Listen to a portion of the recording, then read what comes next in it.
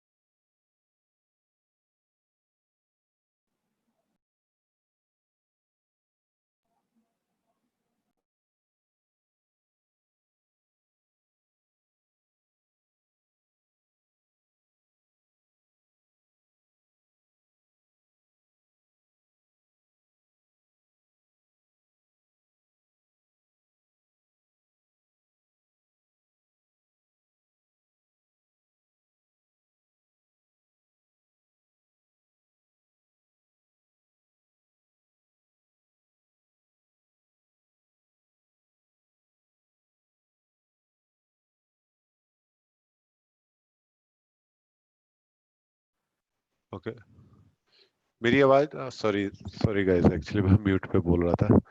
मेरी आवाज आ रही है सबको?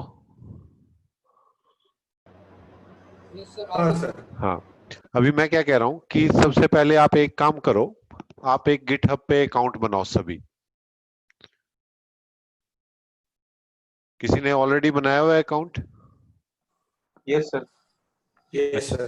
कोई Yes, ऐसा sir. है, कोई ऐसा है जिसने नहीं बनाया हो अकाउंट गिटहब पे? मी सर आशु, या sure, मैंने नहीं बनाया अभी तक। अच्छा आप एक जल्दी से ये अकाउंट बना लो, github.com पे जाओ, वहां पे एक साइन अप का ऑप्शन आएगा, वहां पे अकाउंट बनाओ। और जिन्होंने अकाउंट बना रखा है वो क्या करो, ये नोट्स जो हैं, जितने भी मेरे नोट्स हैं, वो मैंने एक रिपोजिटरी बनाई हुई है डेवऑप्स नोट्स करके। तो आपने क्या करना है, आपने, मैं ये चैट विंडो पे दे रहा हूँ, ठीक है, और मैं यहाँ पे ये पेस्ट कर रहा हूँ। सॉरी, ये एक जने को क्या, सबको। आप इस जो रिपोजिटरी है इसको पेस्ट करो अपने ब्राउजर पे। आपको ऐसा कुछ दिखेगा जैसे मेरे को मेरी स्क्रीन पे दिख रहा है। चेक करो, सबको ऐसे दिख रहा है? Yes sir. दिख रहा है ना? अगर आपका अकाउंट है तो आप इस फोर्क पे क्लिक कर दो, आपको कॉर्नर पे टॉप पे फोर्क दिखेगा।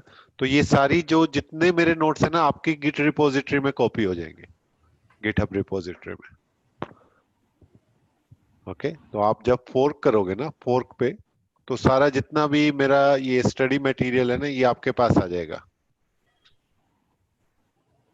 ठीक है, आगे मैं अगर फ्यूचर में कुछ चेंज करता हूं तो मैं आपको बताऊंगा कैसे करना है। आपने आपने ये पुल रिक्वेस्ट करनी है, उसमें वो बताऊंगा मैं जब भी, अगर मैं कोई चेंज करता हूं तो।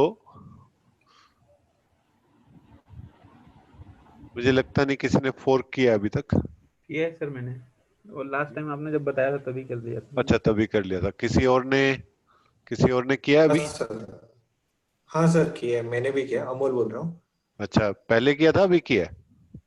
नहीं नहीं, पहले किया था। पहले कर लिया था, ठीक है। ठीक है, तो ये नोट्स, आशु आपने अकाउंट बना लिया क्या? या सर मैं बना रहा हूँ, साइन अप कर रहा हूँ विद इन अ सेकेंड में। हाँ हाँ हाँ, करो।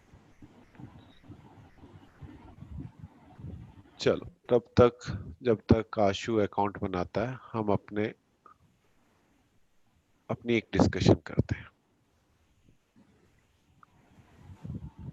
तो अभी हम क्या करेंगे, आप सबने AWS पे भी अकाउंट बना रखा है, या कोई मशीन है, वर्चुअल मशीन है आपको जिसको एक्सेस कर सकते हो आप? Yes sir. ठीक है, कोई ऐसा जो अपनी वर्चुअल मशीन क्रिएट नहीं कर सकता हो AWS पे या कहीं कहीं भी? हमें अकाउंट चाहिए, हमें 3 मशीन चाहिए जो नेटवर्क में हो। आप चाहे उसको वर्चुअल बॉक्स में बनाओ, चाहे आप उसको AWS में बनाओ, गूगल क्लाउड में बनाओ, कहीं बनाओ। तो कोई ऐसा है जिसको ये प्रॉब्लम आ रही है कि लैब सेटअप कैसे करना है? कोई नहीं है, ठीक है। एक बार बता दीजिए sir, lab setup. Lab setup में कुछ नहीं करना, आपने aws.com, AWS पे जाओ। अगर आपने अकाउंट नहीं बनाया हुआ तो आप वेबसाइट पे जाओ, AWSamazon.com पे जाओ। ठीक है, वहां जाके आपको एक ऑप्शन आएगी साइन अप की। ठीक है, तो वहां पे एक अकाउंट बना दो, और फ्री टियर अकाउंट बनाना। ठीक है, उसमें ऑप्शन आएगी, आपसे क्रेडिट और डेबिट कार्ड डिटेल भी पूछेगा, तो आप दे सकते हो, कोई प्रॉब्लम नहीं है। लेकिन आपने क्या करना है, उसको एक लिमिट तक यूज करना है अपने। अगर आपने कोई, फॉर एग्जांपल आपने कोई इंस्टेंस बनाया वहां पे, तो वो जो इंस्टेंस है, इसके वो कहाँ गया, एक मिनट, मैं एक ऑप्शन ढूंढ रहा हूँ, इसमें दिख नहीं रहा मुझे ड्राइंग का।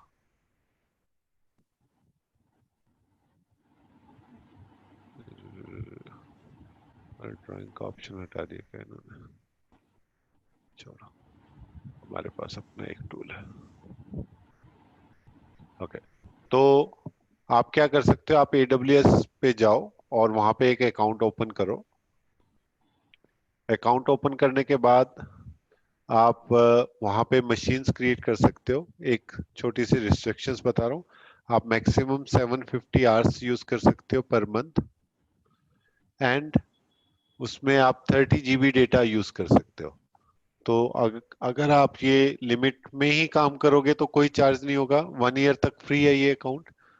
ठीक है, और 1 ईयर के बाद आपने अपना अकाउंट डिलीट करना डिलीट कर देना, आपको नोटिफिकेशन आएगा। और 750 आवर्स 30 GB, तो ये एक मेन चीज है। ये आपने AWS में अकाउंट क्रिएट करते टाइम, अकाउंट क्रिएट करते टाइम नहीं, जब आप क्रिएट कर लोगे उसके बाद जब आप यूज करोगे मंथली, तो ये चीजें आपने ध्यान में रखनी है। ऑलराइट, सो अभी हम डिस्कस करते हैं आज का टॉपिक। आज हम डिस्कस कर रहे हैं version control system. Version control system क्या है कि आपने, एक डेवलपर है, ये ज्यादातर डेवलपर्स यूज करते हैं, लेकिन एज ए डेवऑप्स इंजीनियर आपको भी इसका पता होना चाहिए कि गिट और गिटहब ये कैसे यूज होता है। अब वर्जन कंट्रोल सिस्टम क्या है कि आप कोई भी कोड लिख रहे हो, कोई भी कोड, चाहे आप एसक्यूएल का लिख रहे हो, चाहे आप अपनी नेटवर्क स्क्रिप्ट लिख रहे हो, चाहे आप normal web application, Windows applications बना रहे हो, तो आपने अपना कोड लिखा। अब आपने कोडिंग लिख दी, आपने बैच स्क्रिप्ट लिख दी, आपने शेल स्क्रिप्ट लिख दी, कुछ भी लिखा। अब आप उसको उसका एक वर्जन बनाना चाहते हो। वो वर्जन कैसे बना रहे हो आप चाहते हो कि जैसे आज मैंने कोई एक कोड लिखा और वो मैंने प्रोडक्शन में डाल दिया। कोई भी कोड लिखा, आप नेटवर्क इंजीनियर तो नेटवर्क का कोड लिखा, सॉफ्टवेयर डेवलपर हो तो आपने सॉफ्टवेयर डेवलपमेंट का कोड लिखा। तो आपने कोई भी कोड लिखा, आपने उसको एक अ, आप उसको एक आप उसका एक वर्जन मेंटेन करना चाहते हो, ताकि आज आपने एक वर्जन 1 बना दिया, वो प्रोडक्शन में चला गया। अब कल को क्या है कि आपने कुछ और चेंज किए, आपने उसको वर्जन 2 लिखा और आपने उसको प्रोडक्शन में डाल दिया। लेकिन अब आपको क्या लगा कि नहीं, वर्जन 1 बढ़िया था, इसमें कुछ प्रॉब्लम है, तो आप उसको रिवर्ट बैक कर सको। वो वर्जन कंट्रोल सिस्टम है। पूरी एक नटशेल में अगर मैं बोलूंगा, तो नटशेल में क्या है कि आपने अपने जो जो आप चेंजेस कर रहे हो वो आपको पता होने चाहिए आपने क्या चेंजेस किए जब भी आपने एक कमिट किया। तो कुछ टर्म यूज होंगी। एक तो होगी आपकी कमिट। कमिट का मतलब आपने वर्जन कमिट कर दिया। ओके, सो आपने जो कोड में चेंजेस किए वो डन कर दिया आपने, और आपने एक वर्जन बना दिया, वो कमिट हो गया। ठीक है, इसी तरह एक होता है पुश।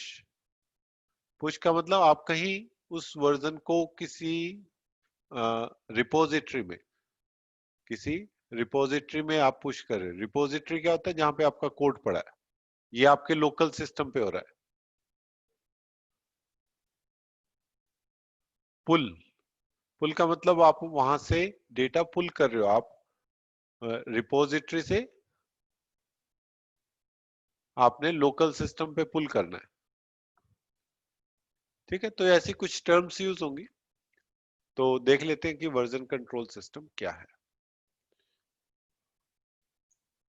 तो मैं अपने नोट्स पे जाता हूं, और उसमें जो जो भी अब हम कमांड्स करेंगे वो यहाँ पे एक गिट करके फोल्डर है, आप उस पर क्लिक करोगे और उसमें वर्जन कंट्रोल सिस्टम है। लास्ट में हम एक असाइनमेंट भी करेंगे, गिट जब कंप्लीट हो जाएगा। तो वर्जन कंट्रोल सिस्टम है। What is version control system?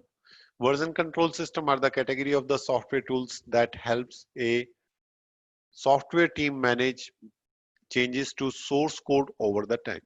मतलब आप बार बार उस कोड को चेंज कर रहे हो, तो उसमें आपको एक कैटेगरी बना देगा, सॉफ्टवेयर की कैटेगरी है कि आपका जो कोड आप बार बार चेंज कर रहे हो उसको कैसे मैनेज करना है। Version control keeps track of every modification to the code in a special kind of database. If a mistake is made, developers can turn back the clock and compare the earlier version of the code to help fix the mistake while minimize the disruptions to all team members। तो अगर आप के code के कारण कुछ problem आ रही है, तो वो क्या करेगा कि आप you can revert back the changes, उस चेंजेस को आप रिवर्ट बैक कर सकते हो, ताकि मिनिमम उसमें जो दूसरे टीम मेंबर्स हैं वो, या जो भी हैं आपके, जब आपका प्रोजेक्ट डिप्लॉय हुआ तो डिप्लॉय होने के बाद मिनिमम डिस्टरबेंस हो उसके बीच में, किसमें, कि भाई आपका जो डिप्लॉयमेंट है आपने उसको रिवर्ट बैक करना है, तो आपके पास ऑलरेडी एक रिवर्ट बैक का वर्जन ऑलरेडी रेडी है, तो मिनिमम टाइम हो। ओके नाउ, तो ये वर्जन कंट्रोल सिस्टम अलग अलग टाइप के होते हैं। पहले centralise version control system. Centralise version control system में क्या है कि आपका एक सेंटर में एक सर्वर है, ठीक है, उस सर्वर से आप डेटा चेक इन और चेक आउट कर रहे हो। अब ये चेक इन और चेक आउट क्या होता है? चेक इन का मतलब है आपने अपने लोकल सिस्टम पे, तो क्या है कि आपका एक लोकल सिस्टम है जहां पे आप अपना प्रोग्राम लिख रहे हो, तो ये आपका डेवलपमेंट बॉक्स है। आपको लेटेस्ट कोड चाहिए, तो लेटेस्ट कोड कहां पे अवेलेबल होगा? ये रिपोजिटरी के अंदर, यहाँ पे लेटेस्ट कोड होगा, ठीक है। अब आपको ये लेटेस्ट कोड चाहिए, तो आप क्या करोगे? आप चेकआउट करोगे। आपने चेकआउट किया और कोड डाउनलोड कर लिया, आपने उसमें कुछ चेंजेस किए, चेंज करने के बाद आपने उसको वापस सेंट्रल रिपोजिटरी में डालना है, तो आप उसको चेक इन कर रहे हो। लेकिन अब इसमें एक डिसएडवांटेज क्या है कि अगर मान लिया ये सर्वर अवेलेबल नहीं है, तो आप कोई कोड पुश नहीं कर सकते, आप एक सेंट्रल रिपोजिटरी नहीं बना सकते, क्योंकि सेंट्रल रिपोजिटरी ऑलरेडी डाउन है। चलो मान लिया अब भी है, तो ये सिस्टम आपका यूएस में पड़ा है और ये आप डेवलपमेंट इंडिया में कर रहे हो, तो यहां से जब भी आप डाउनलोड करोगे तो एक टाइम लगेगा। ऐसा नहीं है कि यूएस से आ रहा डाटा, लेकिन फिर भी जो सर्वर है, अगर आप डाउनलोड करोगे, अगर आप उसको कंपेयर करो लोकल रिपोजिटरी से, मतलब अगर आपके सिस्टम पे कुछ है, तो वो बहुत फास्ट है। अगर आपका इंटरनेट कनेक्शन कितना भी अच्छा है, लेकिन जब आप सर्वर टू सर्वर कम्युनिकेशन कर रहे हो, तो हमेशा एक डिले आता है। तो वो जो टाइम लैग है, वो एक रिस्पॉन्स जो प्रॉब्लम है, वो भी एक प्रॉब्लम है। और दूसरा प्रॉब्लम क्या हो गया कि सारी डिपेंडेंसियां हैं, आपने कुछ यहाँ पे चेंज किया, आपने चेंज 1 किया अपने कोड में, और आपको क्या करना है? आपको सेंट्रल रिपोजिटरी में पुश करना है। तो ये एक डिपेंडेंसी होगी कि जो जो मैं चेंजेस करूंगा सेंट्रल पे करूंगा, और उसमें टाइम लगेगा, थोड़ा टाइम लगेगा, ज्यादा टाइम लगेगा। अगर मल्टीपल डेवलपर्स कर रहे हैं तो हो सकता है ज्यादा टाइम भी लगे। कोड डाउनलोड कर रहा हूँ, चेक इन और चेकआउट में भी टाइम लगता है। तो ये एक प्रॉब्लम थी सेंट्रल सर्वर रिपोजिटरी मॉडल में। तो देख लेते हैं कि सेंट्रल रिपोजिटरी क्या है। Centralized version control system are based upon the idea that there is a single central copy of your project somewhere. Committing a change simply means recording the change in the central system. Other programmers can then see this change. They can pull down the change, and version control tool will automatically update the contents of any file that were changed. तो अलग अलग users वो update कर रहे हैं files को, तो update करते टाइम जो फाइल अपडेट हो जाएगी उसको अदर डेवलपर्स भी देख सकते हैं। Pull down any changes other people have made from the central repository. तो ये एक वर्कफ्लो सिस्टम है सेंट्रलाइज वर्जन कंट्रोल सिस्टम का, कि आप पुल डाउन कर सकते हो जो भी चेंजेस बाकी लोगों ने किए, बाकी डेवलपर्स ने किए।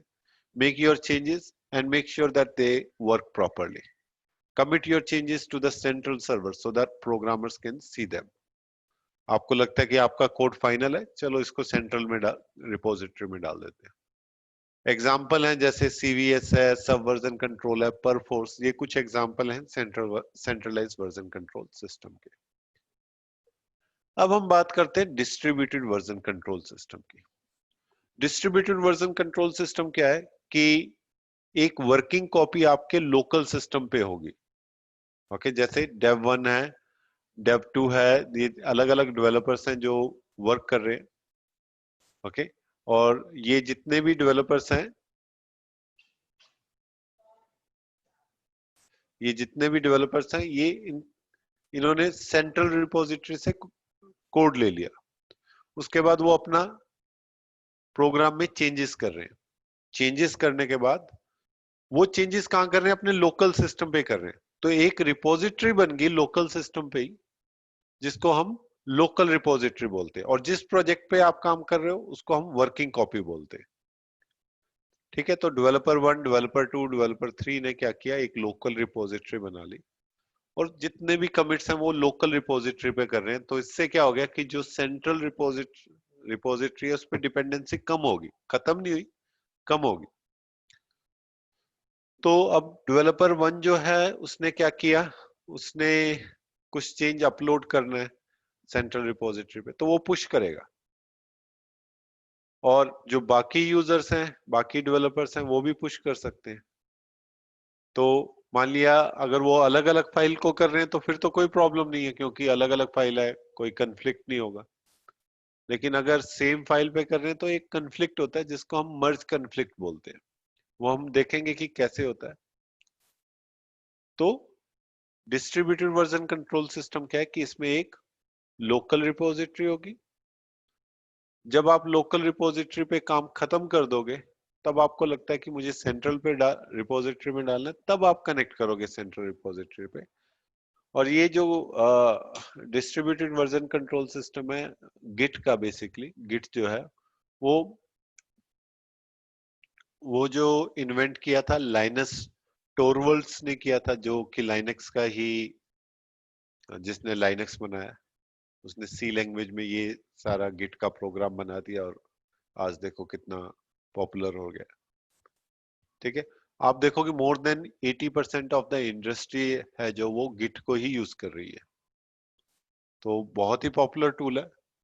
As a developer, as a DevOps engineer, आपको अच्छे से पता होना चाहिए कि गिट और गिटहब क्या है। ठीक है, तो हम अच्छे से पढ़ेंगे, डोंट वरी, जितनी भी कमांड्स हैं हम सब देखेंगे। अच्छा, मुझे एक बात बताओ, आप जितने भी लोग हो, अगर हम रेगुलर क्लास करते हैं मंडे टू फ्राइडे या सैटरडे संडे करते हैं, किसी को कुछ प्रॉब्लम है? अगर हम सैटरडे संडे का करेंगे तो हम पहले मतलब प्लान कर लेंगे कि कौन सैटरडे संडे को कितने बजे करना है। किसी को कोई टाइमिंग का इश्यू है क्या?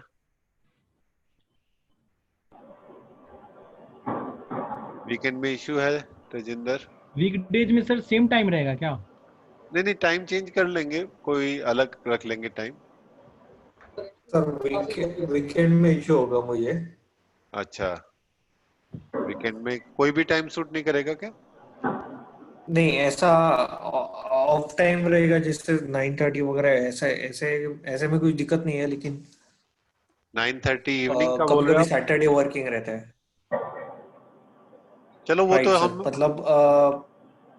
मतलब एक बार डिसाइड कर लेंगे, कोई क्योंकि हम सैटरडे संडे थोड़ा सभी फ्री होते हैं ना, तो सैटरडे संडे ऐसा होता है ना कि अगर वर्किंग नहीं है आपका, तजिंदर बोल रहे हो आप, राइट? तजिन नहीं, मैं अमोल बोल रहा था सर। अच्छा, अच्छा, तो देख लेंगे, हम पहले डिसाइड कर लेंगे। ऐसा नहीं है इस सैटरडे संडे करना है, इस सैटरडे नेक्स्ट वीक तो आपका अल्टरनेट डेज पे ही होगा, मंडे, वेडनेसडे और फ्राइडे। हम नेक्स्ट वीक पे का पहले से ही डिसाइड कर लेते हैं। अगर वीकेंड पे अगर आप अवेलेबल हो तो आप पहले से डिसाइड कर लो, आप मेरे को वेडनेसडे को बता देना सभी। अगर किसी को वीकेंड पे इशू होगा तो हम नहीं रखेंगे, एक आदमी को भी इशू होगा तो नहीं रखेंगे।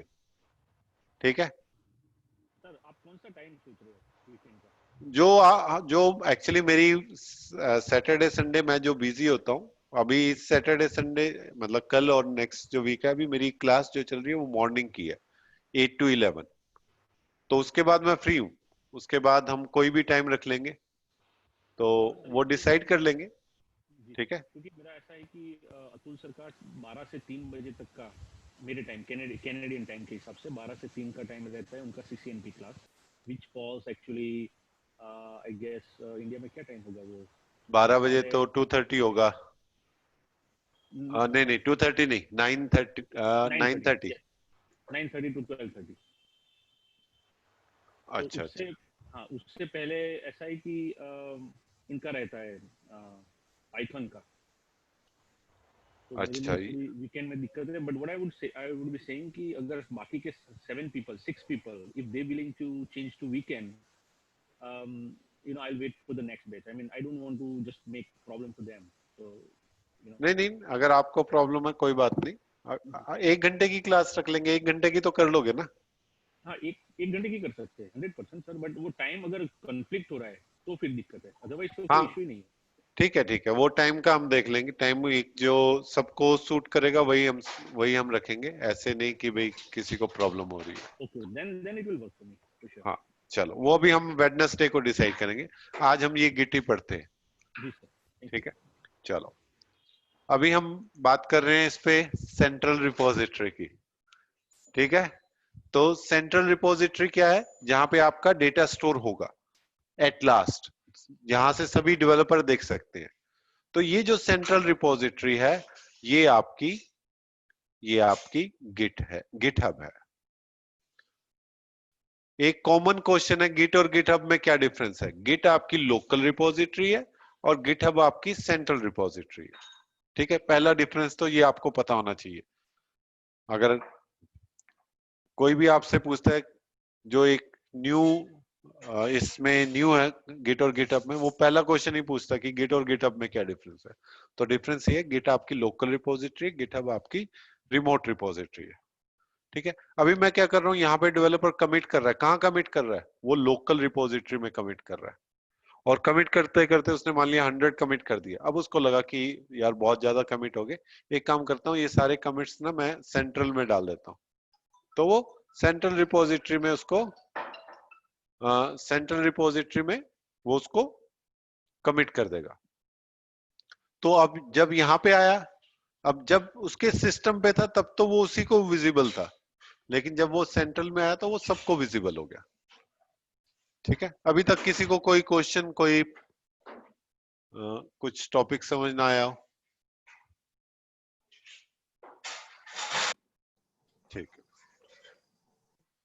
ओके। सो अभी नेक्स्ट क्या है कि अब सेंट्रल, एक बार डिस्ट्रीब्यूटेड के एडवांटेज देख लेते हैं। Performing action other than the pushing and pulling the chain sets is extremely fast because the tool only needs to access the hard drive, not a remote server. ठीक है, तो उसको सिर्फ हार्ड ड्राइव को access करना है, remote server को access नहीं करना, तो लोकल ड्राइव पे हो रहा है सब कुछ। Committing new chain sets can be done locally without anyone else seeing them. Once you have a group of chain sets ready, you can push all of them at once.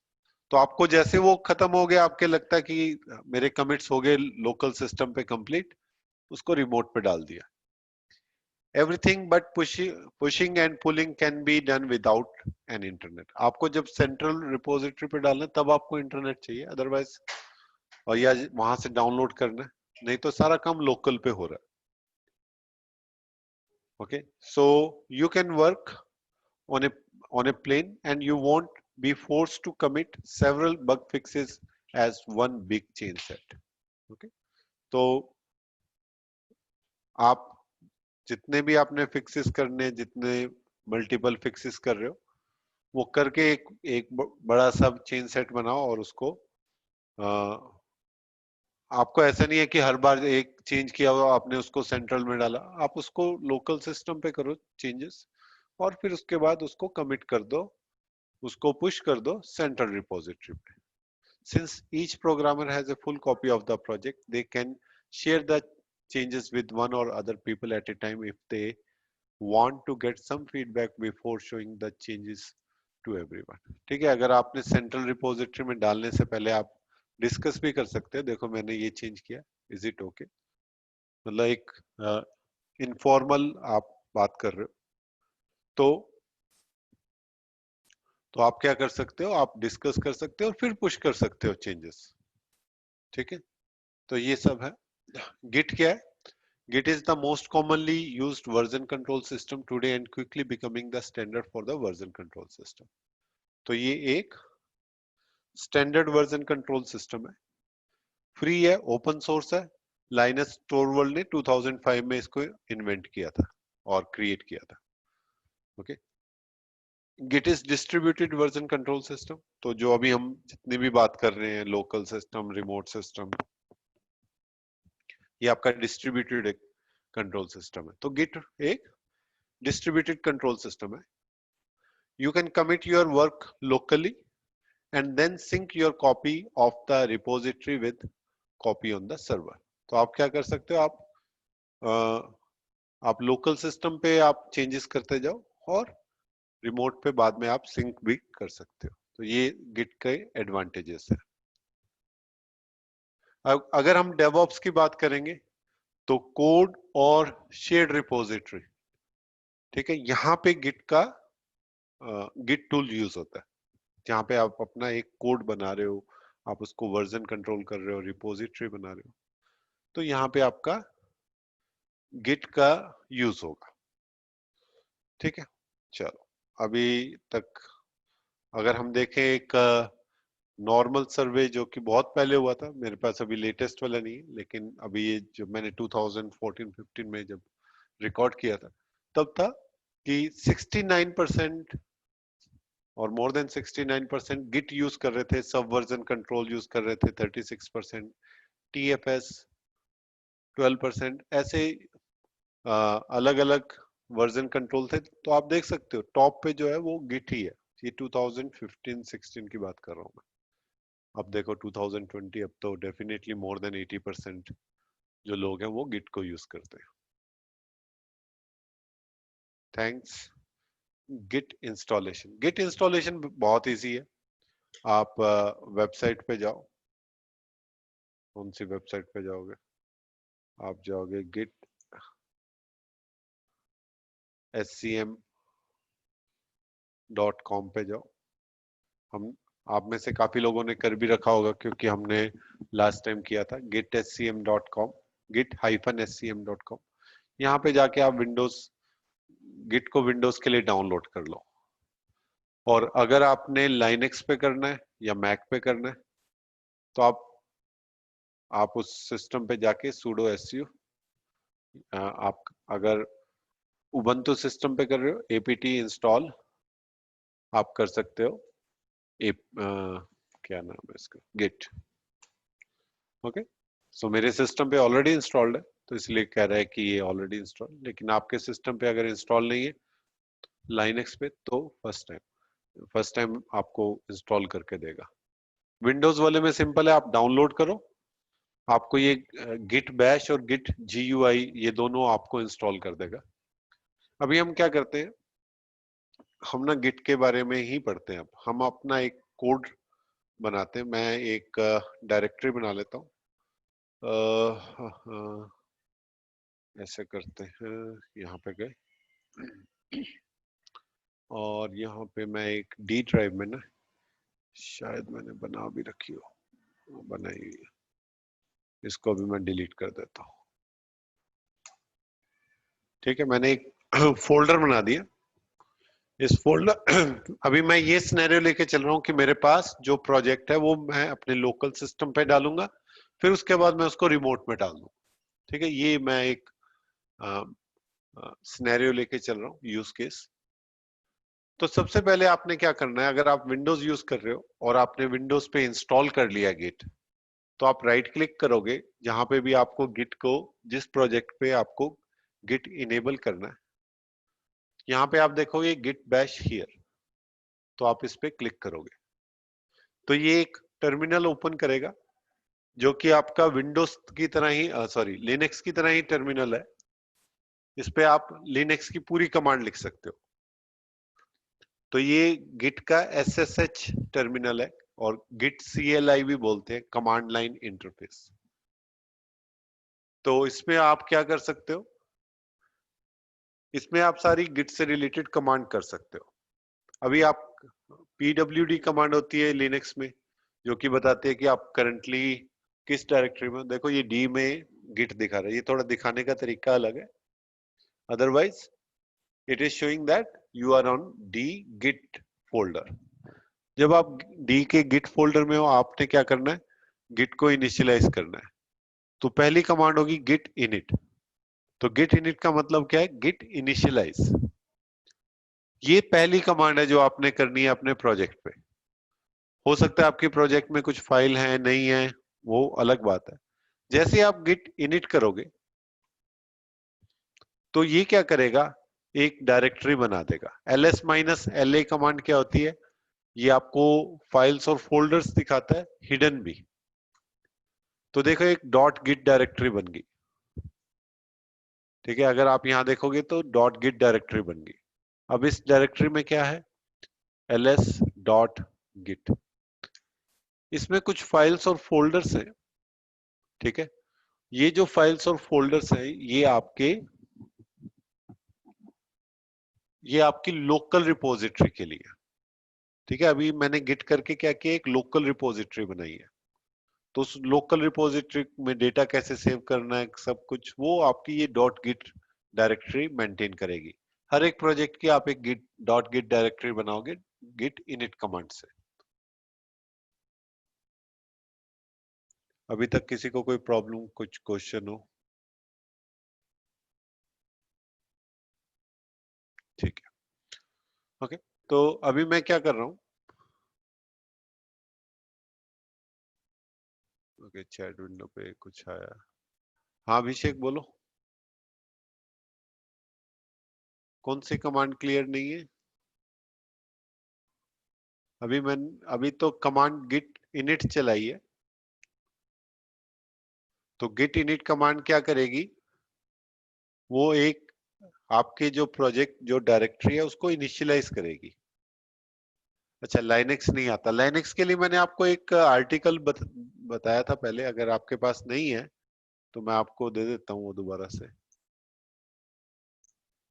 मैंने एक article लिखा है Linux पे, तो आप उसको go through कर लेना। devopsworld.co.in पे जाओगे आप, यहाँ पे लिखा तो था कहीं, ये तो गिट कमांड होगी, लाइनेक्स बेसिक कमांड्स। मैं आपको ये यूआरएल दे देता हूँ। तो जो लिनक्स से रिलेटेड जिनको नहीं आता ना, वो थोड़ा इसको वॉक थ्रू कर लेना। फिर भी जो जो कमांड नहीं समझ आ रही है आप मेरे से पूछते जाना, ठीक है। कहाँ पे भेजना है,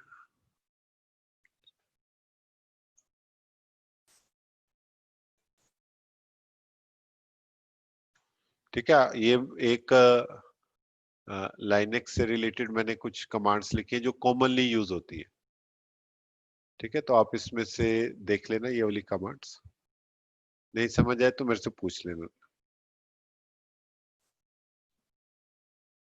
या नो प्रॉब्लम अभिषेक। तो एलएस एलएस क्या करेगा, लिस्ट ऑफ कि कौन कौन सी फाइल्स और डायरेक्टरीज हैं वो डॉट गिट में इसने बता दिया। ये है, देखो कॉन्फ़िग फाइल है। आपको कैसे पता चलेगा, ls-l करोगे जब आप, ls-la डॉट गिट, ठीक है। आप थोड़ा सा ना अभिषेक, आप थोड़ा सा सैटरडे संडे में ना थोड़ा सा लिनक्स का देख लेना, ठीक है। क्योंकि ना थोड़ा सा मैंडेटरी है, इसके लिए प्री रिक्विजिट है। अगर आप देख लोगे तो थोड़ा अच्छा रह जाएगा, नेक्स्ट क्लास में आपको थोड़ा सा अच्छे से समझ आ जाएगा, ठीक है। चलो तो ls-la, तो ये देखो ये फाइल्स और डायरेक्टरीज है। अभी मैं क्या कर रहा हूं, हम कुछ फाइल्स को देखते हैं। कॉन्फ़िग फाइल, एक बार मैं इस कॉन्फ़िग फाइल को देख लेता हूँ। कैट कमांड से आप रीड करते हो फाइल को, डॉट गिट, एंड मैं देख रहा हूँ कि गिट के अंदर जो कॉन्फ़िग है उसमें क्या लिखा हुआ है। उसमें कुछ ऐसे लिखा हुआ है, कोर, कुछ सेक्शन बना हुआ है, रिपोजिटरी, फॉर्मेट वर्जन 0, कुछ ट्रू फॉल्स वैल्यूज दी है, ठीक है। अब ये कॉन्फ़िग फाइल क्या है, दो टाइप की फाइल्स होती है जो कि आपकी गिट की फाइल्स होती है। तो गिट की दो टाइप की फाइल्स है। कौन कौन सी फाइल्स है, एक तो ग्लोबल कॉन्फ़िग और एक आपकी लोकल कॉन्फ़िग। क्या डिफरेंस है दोनों में? दोनों में ये डिफरेंस है, आपके पास आपने मान लिया 10 प्रोजेक्ट बनाए अपनी आपने 10 प्रोजेक्ट बनाए और आप एक कॉन्फ़िगरेशन डालना चाहते हो। एक कॉन्फ़िगरेशन का सबसे इजी एग्जांपल है, ऑथर कौन है इसका, किसने बनाया ये प्रोजेक्ट और उसका ईमेल आईडी क्या है। जब आप ये दोनों चीजें आप चाहते हो कि मान लिया मेरे पास प्रोजेक्ट 1 है, प्रोजेक्ट 2 है, ये जो मैं बना रहा हूं ना मैं बार बार ना डालूं, ये जो ऑथर और जो ईमेल है मैं एक ग्लोबल कॉन्फ़िग में डाल दूंगा। जब आप इसको ग्लोबल कॉन्फ़िग में डाल दोगे तो प्रोजेक्ट 1 और प्रोजेक्ट 2 का ऑथर सेम होगा जो आपने ग्लोबल कॉन्फ़िग में डाला है। लेकिन अगर आप कह रहे हो कि नहीं नहीं ये ग्लोबल नहीं है, ये तो किसी और ने बनाया, वो आप डाल सकते हो लोकल कॉन्फ़िग में। तो ये कॉन्फ़िग जो फाइल है ना ये वाली, ये आपकी लोकल कॉन्फ़िगरेशन है उस प्रोजेक्ट की। और जो ग्लोबल है मैं अभी दिखाऊंगा, वो ग्लोबल क्या करेगी, सभी प्रोजेक्ट पे अप्लाई होगी। लेकिन अगर आपने ग्लोबल और लोकल दोनों डिफाइन किए हुए तो लोकल को प्रेफरेंस ज्यादा मिलेगी। ठीक है, तो लोकल जो कॉन्फ़िग है उसको प्रेफरेंस ज्यादा मिलेगी। तो ये डिफरेंस है। तो देखते हैं कि लोकल कॉन्फ़िग तो हमने देख लिया, अब ग्लोबल कॉन्फ़िग को एक बार देख लेते हैं। रिपीट कर रहा हूं कि दो टाइप की फाइल्स है, एक ग्लोबल कॉन्फ़िगरेशन जो कि सभी प्रोजेक्ट के लिए होगी, वो है ग्लोबल कॉन्फ़िग। जो सिर्फ आपके प्रोजेक्ट के लिए आप सिर्फ उसके लिए अप्लाई करना चाहते हो वो लोकल कॉन्फ़िग होगी, लोकल कॉन्फ़िग डॉट गिट के कॉन्फ़िग फाइल में होगी। अब क्या है कि अगर आपने लोकल कॉन्फ़िग में जैसे मान लिया आपने ऑथर डाला ही नहीं, तो वो क्या करेगा, अगर ग्लोबल में डिफाइन है तो वहां से ले लेगा, अगर ग्लोबल में भी डिफाइन नहीं है तो आपको एरर दे देगा। ठीक है, ऑथर और ईमेल मस्ट है, तो आपने वो नहीं डाला तो वो एरर दे देगा। तो विंडोज में जो है अगर आप गिट बना रहे हो तो वो कहाँ पे स्टोर होगी, आपकी ग्लोबल कॉन्फ़िगरेशन। उसके लिए आप अपने यूजर फोल्डर में जाओगे, सी यूजर्स रमन। ठीक है, इसमें जब आप जाओगे तो आपको एक आपको फाइल दिखेगी, किस में पहुंच गया मैं, दिस डॉट गिट कॉन्फ़िग, हाँ ये रही। तो ये गिट कॉन्फ़िग फाइल आपको मिलेगी। ये फाइल आपको कब जनरेट होगी, जब आप फर्स्ट टाइम आप इसको गिट कॉन्फ़िग को बनाओगे। तो मैं इसको ना डिलीट कर देता हूँ, मैं इस फाइल को डिलीट कर देता हूँ। ठीक है, डिलीट कर दिया। अब क्या है कि मैं इधर गया और मैं क्या करूंगा, एक कमांड लिखूंगा। मैं लिख दिया गिट कॉन्फ़िग। सो गिट कॉन्फ़िग कमांड क्या करेगी, कॉन्फ़िगरेशन से रिलेटेड। कौन सी कॉन्फ़िगरेशन, मैं कह रहा हूं ग्लोबल कॉन्फ़िगरेशन मुझे चेंज करनी है। क्या लिखना है ग्लोबल कॉन्फ़िगरेशन में, मैं लिखा एक मुझे सेक्शन बनाना है यूजर। ठीक है, उसके अंदर एक प्रॉपर्टी बनानी है नेम, और नेम रखनी है मुझे उसका नेम रखना है रमन। तो एक मैंने क्या किया, मैं दोबारा यहाँ पे गया, देखो एक फाइल दोबारा वैसी फाइल बन गई क्योंकि मैंने वो कमांड चलाई, उसके कारण ये फाइल बनी। अगर मैं इसको ओपन कर रहा हूं तो इसमें क्या हो रहा है, एक यूजर सेक्शन बन गया, नेम इक्वल टू रमन बन गया। अब मैंने क्या किया कि मुझे ईमेल भी सेट करना है, तो मैंने क्या किया, यूजर डॉट ईमेल से रमन एट netkings.com डाल दिया। तो मेरा ईमेल भी बन गया। अब मैं वापस वहां जाऊंगा तो इसको रीलोड कर लेते हैं, तो इसमें ईमेल भी बन गया। तो ये ग्लोबल कॉन्फ़िग, ये सभी प्रोजेक्ट के लिए होगी। अब मैंने क्या किया, अब मैं वापस आ गया यहाँ पे। अब मैं क्या कर रहा हूँ, अब मैं एक फाइल बना रहा हूँ इसमें। तो अभी आप भूल जाओ, आपकी कॉन्फ़िगरेशन फाइल सेट हो गई है ग्लोबल। लोकल की अभी थोड़ी देर में बात करेंगे। अब मैंने यहाँ पे कुछ फाइल्स बनाई। मैंने क्या किया, यहाँ पे अपनी कुछ फाइल्स बनाई। कहाँ पे बनाई, उस प्रोजेक्ट फोल्डर में। किस प्रोजेक्ट फोल्डर में, गिट वाला जो अभी मैं बना रहा था ना, यहाँ पे मैं एक फाइल बना देता हूँ। आप फाइल यहां से भी बना सकते हो, राइट क्लिक करके न्यू टेक्स्ट डॉक्यूमेंट, आपने एक फाइल बना दी 1.txt। एक और बना देते हैं। अगर आप लिनक्स में बना रहे तो टच कमांड से आप बना सकते हो। तो अब देखो क्या होता है ना कि गिट का एक वर्क फ्लो होता है। गिट का एक वर्क फ्लो होता है, चलो वो वर्क फ्लो के बारे में बात करते हैं।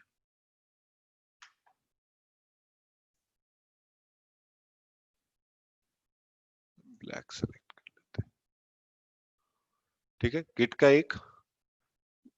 गिट का जो आपका लोकल रिपोजिटरी है उसका एक वर्क फ्लो है।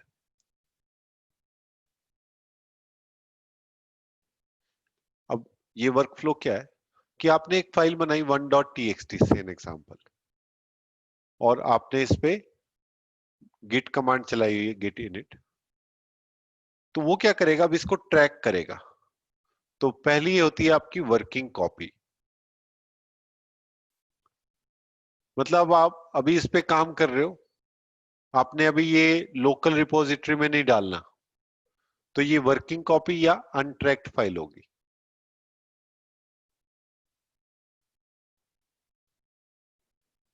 ओके, वर्किंग कॉपी या अनट्रैक्ड फाइल होगी। फिर आपने क्या किया, आपने डिसाइड कर दिया ठीक है मैंने चेंज कर दिए, अभी मैं थोड़ी देर में इसको कमिट कर दूंगा। तो आप वर्क अनट्रैक्ड फाइल को आप ला सकते हो स्टेज के अंदर।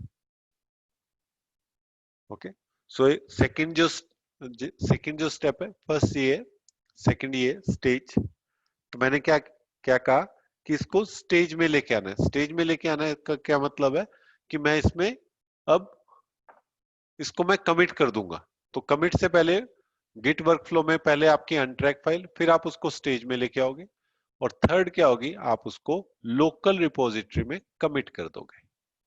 तो ये 3 स्टेप प्रोसेस है। कोई भी अगर आपकी लोकल रिपोजिटरी बनती है, सबसे पहले क्या होता है, आपके पास अनट्रैक फाइल है, फिर आप उसको स्टेज में लेके आते हो, फिर उसको आप कमिट कर देते हो, और जब वो कमिट हो जाती है तो आपके लोकल रिपोजिटरी में स्टोर हो जाती है, और उसके साथ एक कमिट आईडी आ जाता है, और भी बहुत सारी इंफॉर्मेशन आती है। कौन कौन सी इंफॉर्मेशन आती है, जैसे किसने करी ये, आ, कैसे अपडेट हुई, किसने अपडेट करी, ये सारी इंफॉर्मेशन इसके अंदर आ जाती है। स्टेज का मतलब है तेजिंदर, एक मिनट, मैं आपको जडेजा बोलूं चलेगा, क्योंकि आपका नाम तजिंद्र सिंह। ठीक है, ठीक है, ठीक है, चलो।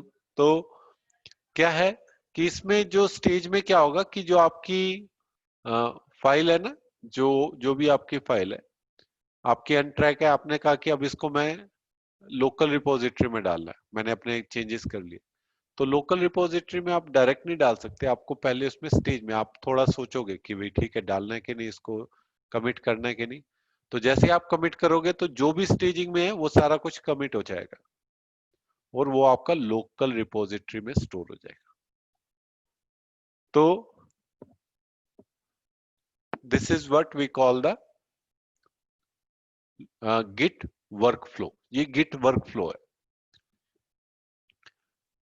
किसी किसी को कोई प्रॉब्लम है, कोई कुछ पूछना है इसमें गिट वर्कफ्लो के बारे में? आप अनम्यूट भी कर सकते हो अगर आपका कोई क्वेश्चन है तो। हाँ गौरव, आप अनम्यूट कर सकते हो आप अपने आप को। जी सर, आपने गिट कॉन्फ़िगरेशन फाइल के बारे में बताया था कि यूजर के अंदर मिलेगा, और विंडो में यूज कर रहे हैं तो, हाँ हाँ, बट मैं लाइनेक्स यूज कर रहा हूँ। लाइनेक्स के अंदर मैं यूजर के अंदर गया, उसमें मेरे को नहीं मिली वो फाइल। अच्छा देखो, अगर आप लाइनेक्स यूज कर रहे हो ना, तो जी सर। लाइनेक्स में क्या होगा, मैं आपको लाइनेक्स में भी दिखा देता हूँ। जी ये मेरा एक लाइनेक्स बॉक्स है, ये उबंटू सिस्टम है मेरा। तो अगर मैं यहाँ पे, पहले तो आपको वो गिट कन्फिग कमांड चलानी पड़ेगी, ठीक है? जी सर, मैंने दोनों कमांड रन करी है, मैंने नेम और ईमेल आईडी दोनों ठीक है, बोथ मैंने कमांड रन करी। अभी देखो मैं क्या कर रहा हूँ, गिट कन्फिग ग्लोबल, और मैंने यहाँ पे यूजर डॉट नेम कर दिया रमन। ठीक है, अब मैंने जब ये कमांड लगाई तो मैं रूट यूजर से लॉग इन हूं, तो जी ls माइनस la, आप जाओ रूट में, ओके यहाँ पे देखो ये डॉट गिट कॉन्फ़िग दिख रही है, जी सर जी सर ऐसे ही आपको भी दिखेगी। ओके फिर आप सर उसको रीड करो, उसमें यूजर करके एक सेक्शन होगा, उसमें नेम प्रॉपर्टी होगी। ओके दिखी ओके दिखी क्या? ओके जी सर देखता हूँ। ls, अगर आपने रूट से लॉगिन किया तो आप स्लैश रूट में जाओ, ls माइनस la,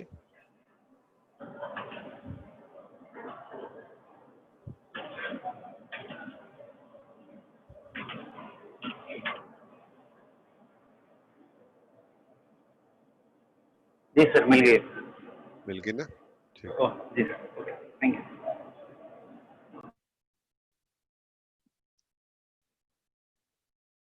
ठीक है, तो वापस चलते हैं। तो ये 3 स्टेज आप कैसे बनाओगे? अभी देखो, मैं यहाँ पे करता हूँ गिट स्टेटस करके एक कमांड है। ओके, तो गिट स्टेटस जब मैं कमांड चला रहा हूं तो ये बताएगा स्टेटस, मेरी फाइल्स, जो मेरी फाइल्स मेरे प्रोजेक्ट के अंदर है उनकी का स्टेटस क्या है, वो अनट्रैक है, वो स्टेज है, वो अगर कमिट है तो नहीं दिखाएगा, अगर वो अगर वो अनट्रैक्ड है, अगर वो अनट्रैक्ड है तो वो आपको तो ऐसे दिखाएगा, देखो दिखा रहा है अनट्रैक्ड फाइल्स, दिखा रहा है ना यहाँ पे अनट्रैक्ड। तो देखो 1.txt और 2.txt ये दोनों अनट्रैक्ड है, रेड कलर में दिखाएगा, ठीक है, डेंजर का साइन दिखाएगा, तो अनट्रैक्ड फाइल्स है। तो अभी तक ये स्टेज में नहीं गई है, तो इसलिए बोल रहा है nothing added to the commit, अभी तक का आपने कुछ कमिट नहीं किया। अब मैं क्या करूंगा, git add 1.txt, ठीक है, मैं 1.txt को ऐड कर रहा हूं, कहां पे ऐड कर रहा हूं, स्टेज में, एंटर। तो जो आपकी 1.txt है वो स्टेजिंग में चलेगी, स्टेजिंग का मतलब स्टेजिंग सर्वर में नहीं गई, स्टेज जो वर्क फ्लो है उसमें चलेगी। अगर आप लिखोगे गिट स्टेटस नाउ, तो आपको दिखेगा ये जो ग्रीन कलर में है ना, ये तो स्टेज है, ये कमिट होगा, लेकिन ये अभी भी अनट्रैक्ड है। अनट्रैक फाइल कौन सी होती है, जिसपे आप काम कर रहे हो, अभी आपने अभी डिसाइड नहीं किया कि इसको कमिट करना है, जिसको आपने डिसाइड कर लिया कि कमिट करना है, आप उसको स्टेज में डाल दो। अब 2.txt जो है वो अनट्रैक है और 1.txt मेरी स्टेज में चलेगी। अब मैं क्या कमांड दे रहा हूं, गिट कमिट -m, थोड़ा क्लियर स्क्रीन कर दो, गिट कमिट -m, ये जब मैं कमांड लिख रहा हूं गिट कमिट -m, ये क्या करेगा, कमिट करेगा किन फाइल्स को, जो स्टेज के अंदर है, जो अनट्रैक है उनको नहीं। तो मैंने यहाँ पे लिख दिया, यहाँ पे मैंने लिख दिया 1 डॉट, कुछ आपको मीनिंगफुल मैसेज लिखना है, ठीक है, क्योंकि ना इसके साथ एक कमिट आईडी आता है, वो कमिट आईडी से आपको कुछ पता नहीं चलता, वो बस एक यूनिक बड़ा सा नंबर होता है। अगर आप मैसेज लिख दोगे कुछ, तो आपको थोड़ा मीनिंगफुल समझ आ जाएगा। अच्छा, एक बात बताओ, इसको 1.5 आवर की क्लास कर सकते हैं क्या? ये भी हम कर सकते हैं, अगर सैटरडे संडे का नहीं होगा तो हम 9:30 से 11 कर सकते हैं क्या? किसी को कोई प्रॉब्लम है? 10:30 तक तो हम रेगुलर सर। करिए, आई थिंक वो ठीक रहेगा, आधा आधा घंटा, 3 दिन में वो 1.5 घंटा वैसे ही ऐड हो जाएगा, तो हमें शायद फिर सैटरडे संडे दिक्कत नहीं होगी। सो क्या बोल, रेगुलर रहेगी ना रमन सर? रेगुलर लेंगे, रेगुलर लेंगे, अगर रेगुलर ले रहे हैं 5 5 घंटे बहुत है, 5 की जगह 6 7 घंटे हो जाएंगे, देख लेंगे।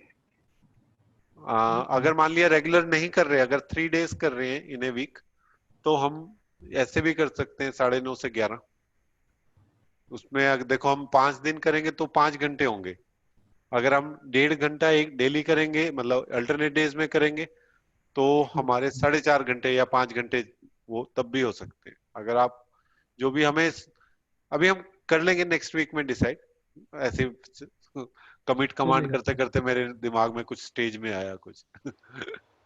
ठीक है, चलो, अभी कुछ क्वेश्चन पूछ रहे हैं चैट विंडो पे। I am okay with 1.5 hour, okay.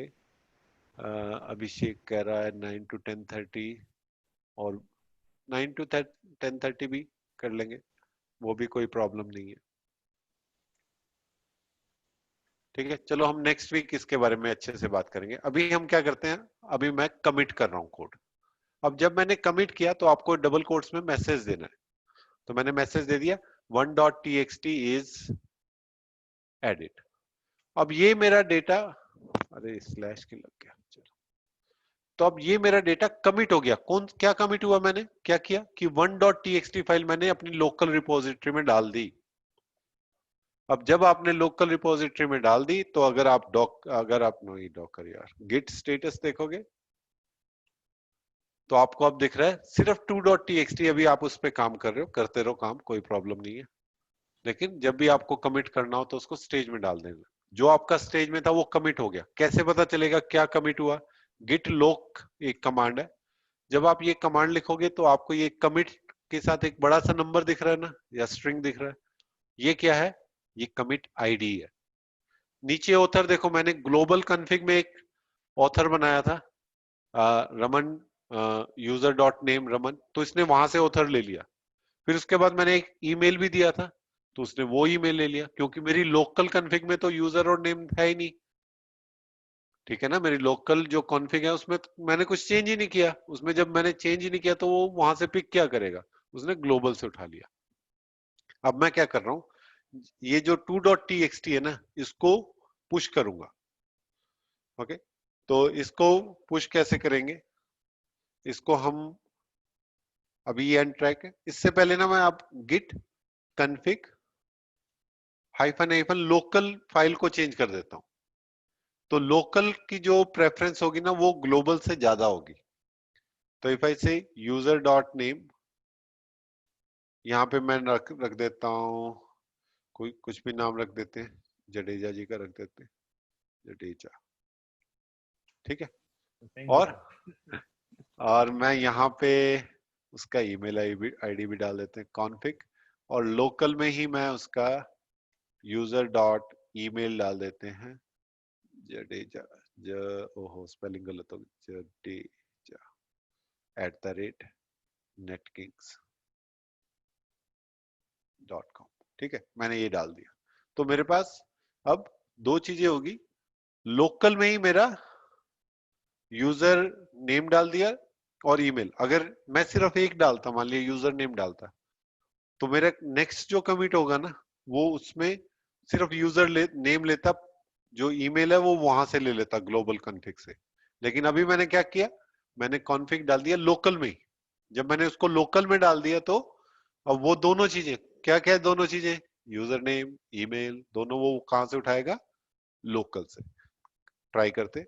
अब मैंने गिट ऐड कमांड 2.txt को ऐड किया अनट्रैक से स्टेज में। ठीक है, अनट्रैक से स्टेज में डाल दिया।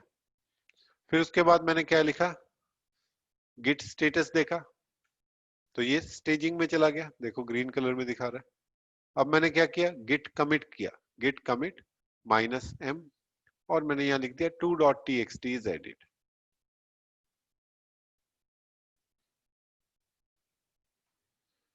अब देखो ऑथर क्या आएगा। अब इसमें ये मैं मास्टर के बारे में बताऊंगा अभी, लेकिन एक कमिट हो गया। ठीक है, वो कमिट क्या है, गिट लॉग से चेक करूंगा मैं। अब देखो जी सेकंड क्या हुआ, ऑथर ये हो गया, और ईमेल आईडी इसका जो मैंने लोकल में डाला है। और ये इंफॉर्मेशन कहाँ है, आप देख सकते हो, कैट कमांड से क्या कर सकते हो, आप रीड कर सकते हो। कहाँ पे रीड करना है, डॉट गिट फोल्डर में एक फाइल है कॉन्फ़िग फाइल, आप उसमें देखो एक यूजर नेम और ईमेल डिफाइन हो गया, ये यहां से उठा रहा है। तो जो प्रेफरेंस मिलेगी वो लोकल को फर्स्ट मिलेगी और ग्लोबल को उसके बाद मिलेगी। अगर आपके लोकल में डिफाइन है तो वो पहले रिकॉर्ड करेगा। जो भी सेटिंग्स है, ये मैंने आपको यूजर और ईमेल की बताई है, लेकिन कुछ और सेटिंग्स है, तो वो आपकी लोकल को पहले प्रेफरेंस मिलेगी, ग्लोबल को बाद में। किसी को कोई डाउट, कोई क्वेश्चन? Yes sir. हाँ बोलो। सर जैसे कॉन्फ़िग फाइल पे मल्टीपल यूजर डिफाइन है, और यहाँ पे अपन जैसे गिट कमिट करते हैं तो वो यूजर कौन सा यूजर लेगा? एक ही डिफाइन करना पड़ेगा आपको। अच्छा, एक ही करना वो पड़ेगा। प्रोजेक्ट, एक प्रोजेक्ट का एक ही ओके करता रहता होगा, ओके। मल्टीपल नहीं होंगे। अगर आपने मल्टीपल बनाने हैं तो आपको मल्टीपल प्रोजेक्ट्स में एक ही कर रहा है। अगर मान लिया उस पे मल्टीपल कर रहे हैं तो आप जो उसका टीम लीड होगा, टेक्निकल लीड होगा, उसका नाम डाल दोगे कि उसने किया, ओके सर। उसको पता होना चाहिए। Okay sir. ये तो एक मतलब कि एक बहुत बेसिक सी इंफॉर्मेशन, लेकिन असली में अगर कोई चेंज कर रहा है तो हम उसकी आगे जाके ब्रांचेस बनाएंगे। तो वो जो जितने भी डेवलपर्स हैं वो अलग अलग ब्रांचेस में काम करेंगे। तो उससे हमें बिल्कुल पता लग जाएगा कि किस यूजर ने क्या काम किया, कि ये जो कोड चेंज किया है वो इस पर्सन ने किया, उस पर्सन ने किया, वो हम ब्रांचेस से उससे हमको पता लग जाएगा। Okay sir. और कोई किसी को क्वेश्चन? अभी अभी आज तो यहीं पे हमें स्टॉप करना पड़ेगा, ठीक है, टाइम हो गया। आप क्या करोगे, आप गिट इंस्टॉल करना है अपने वीकेंड में, अपनी एक इस रिकॉर्डिंग को देखना।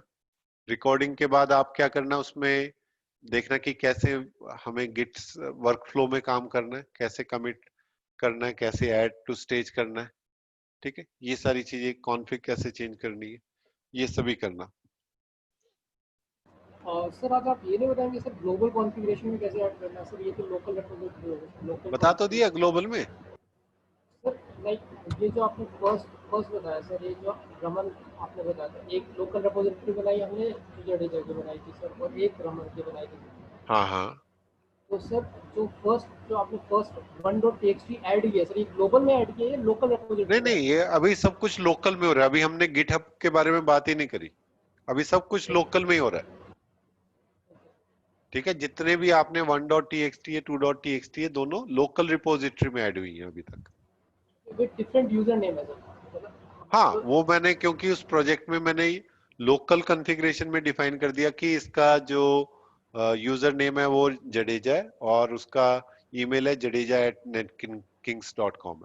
एक सर एक सिंपल वे में बात करते हैं सर, जैसे कि एक कोड है सर, एक अगर एक प्रोजेक्ट है सर, वो रमन ने आपने बनाया है सर, जो कि हम्म, 1.txt है सर। हाँ तो हाँ। सेकंड कोड है सर, लाइक वो जडेजा ने बनाया, उसने 2.txt में ऐड किया सर, लाइक इस नहीं नहीं, तरीके से। ऐसे नहीं, ऐसे मत सोचो आप। मैंने अभी कैसे बताया था कि आपके पास दो कॉन्फ़िगरेशन फाइल है, एक ग्लोबल कॉन्फ़िगरेशन फाइल है। ये जो ग्लोबल कॉन्फ़िगरेशन फाइल है इसमें मैंने एक नेम डाल दिया रमन, यस सर। ठीक है। अब क्या हुआ कि जब मैंने 1.txt बनाई तब मैंने ना ये इसका कोई ऑथर नहीं डिफाइन किया था। ऑथर कहाँ डिफाइन करूंगा मैं, लोकल कॉन्फ़िग में। तो उसने क्या किया, उसने यहां से उठा लिया और उसने 1.txt का ऑथर बोल दिया, ये रमन ने इसका चेंज किया। फिर मैंने कहा अरे ये तो गलत हो गया।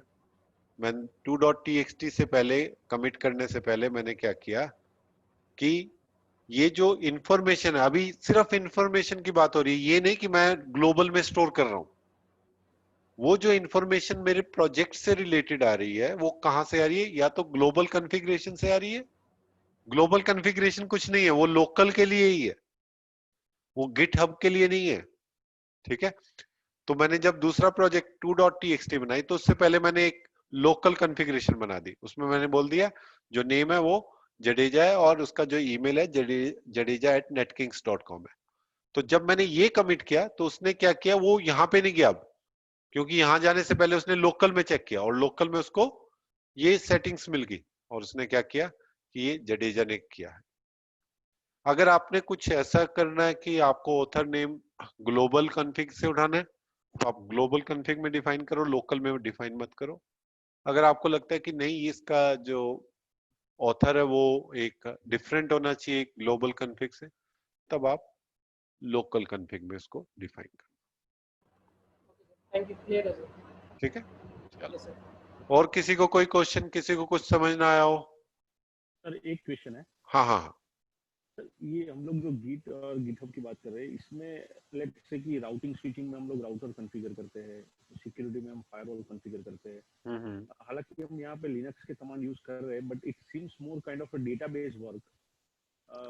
I mean, what I'm trying to find out कि what part we consider as a technical, you know what I mean कि GitHub का जो अगर मेन जो है यूज वो एज अ डेटाबेस है या फिर कोई और भी है? नहीं, इसका जो मेन यूज केस है वो डेवलपमेंट का है।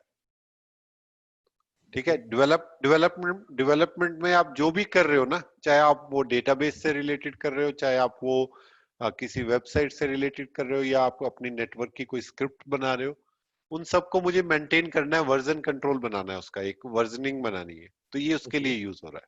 अच्छा, मतलब ये वर्जनिंग, ओके। हाँ, एक वर्जन कंट्रोल सिस्टम है ये। ठीक है, थैंक यू। और कुछ, और किसी को कोई क्वेश्चन पूछना है? ठीक है, चलो हम एक काम करते हैं, आज का यहीं पे स्टॉप करते हैं, मंडे को मिलेंगे 9:30 पे अभी, और जो हम नेक्स्ट वीक की जो डिस्कशन होगी हम बाद में कर लेंगे। अभी नेक्स्ट वीक सेम शेड्यूल रहेगा, मंडे, वेडनेसडे और फ्राइडे। फिर हम उसके बाद डिसाइड कर लेंगे कि डेली करना है 1 आवर या फिर 1.5 आवर की, तो वो हम बाद में डिसाइड कर लेंगे। ठीक है, तो ये आप रिवाइज कर लेना नेक्स्ट क्लास में आने से पहले एक बार। ठीक है, थोड़ा ठीक हो जाएगा, आपको समझ आएगा, तो नेक्स्ट क्लास में और अच्छे से समझ आएगा कि हमने क्या किया। ठीक है, और आप वो रिपोजिटरी आपने उसको फोर्क कर ही लिया। ठीक है, चलो थैंक यू चलो, sir. Okay, see you, happy weekend, bye thank bye. You, thank you, thanks.